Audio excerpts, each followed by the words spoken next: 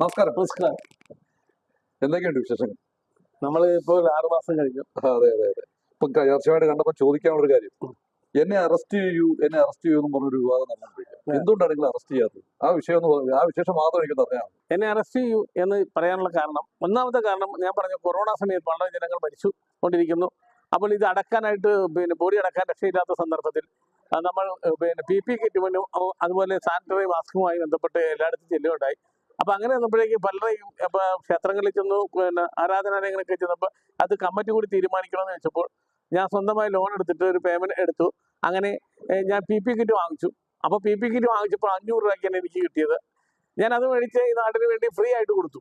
ഞാൻ മേടിച്ചത് ഫ്രീ ആയിട്ട് കൊടുത്തപ്പോൾ അതേ സാധനം ഗവൺമെന്റ് കൊടുത്തത് 1700 രൂപയ്ക്കാണ്. അപ്പോൾ ഞാൻ ചെയ്തത് തെറ്റല്ലേ? കാരണം ഒരു നിയമസഭ അല്ലെങ്കിൽ ഒരു തീരുമാനം എടുത്ത് 1700 രൂപയ്ക്ക് കൊടുത്തപ്പോൾ ഞാൻ ആ സാധനം ഫ്രീ ആയിട്ട് 500 രൂപയ്ക്ക് കൊടുത്തു എന്നുള്ളതാണ് ഞാൻ ചെയ്തത് തെറ്റ്. അപ്പൊ എന്നെ അറസ്റ്റ് ചെയ്യണമെന്ന് പറഞ്ഞ ഒന്നാമത്തെ കാരണം.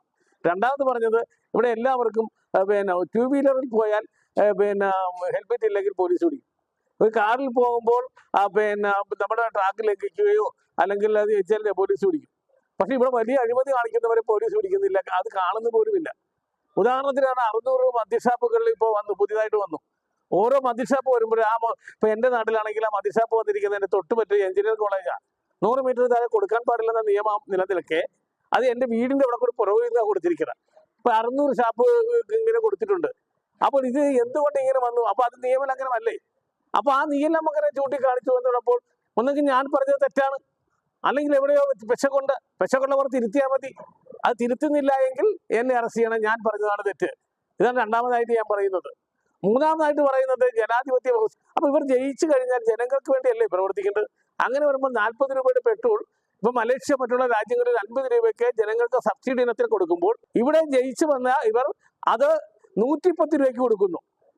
അപ്പൊ 40 രൂപ പ്യൂരിഫൈ ചാർജ് കൂടെ 50 രൂപയ്ക്ക് കൊടുക്കേണ്ട സാധനം 110 രൂപയ്ക്ക് ഈ എലക്ട് ചെയ്യപ്പെട്ടവർക്ക്, അതായത് 64% ടാക്സ് വാങ്ങിക്കുന്നു. അപ്പോൾ എന്ന് മാത്രമല്ല, അതിനേക്കാൾ രസം 0.5% വരുന്ന കുത്തകൾക്ക് അതിന് വിദേശ നാണ്യ ശേഖരം നേടിത്തരുന്നു എന്ന കാരണത്താൽ 64% ടാക്സ് ഇളവ് ചെയ്ത് കൊടുത്തു. ഇത് ഭരണഘടനാ ലംഘനമല്ലേ? ഇത് ഞാൻ ചോദിച്ചു. അപ്പോൾ ആരും തന്നെ പ്രതികരിക്കുന്നില്ല.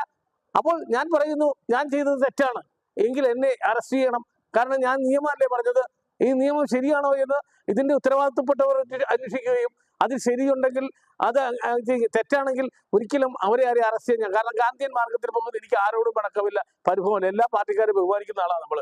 അപ്പോൾ തെറ്റെവിടെ സംഭവിച്ചു അത് തിരുത്തണം. അല്ലെങ്കിൽ എന്റെ ഭാഗത്താണ് തെറ്റെങ്കിൽ ഞാൻ ജനങ്ങളെ തെറ്റിദ്ധരിപ്പിക്കും.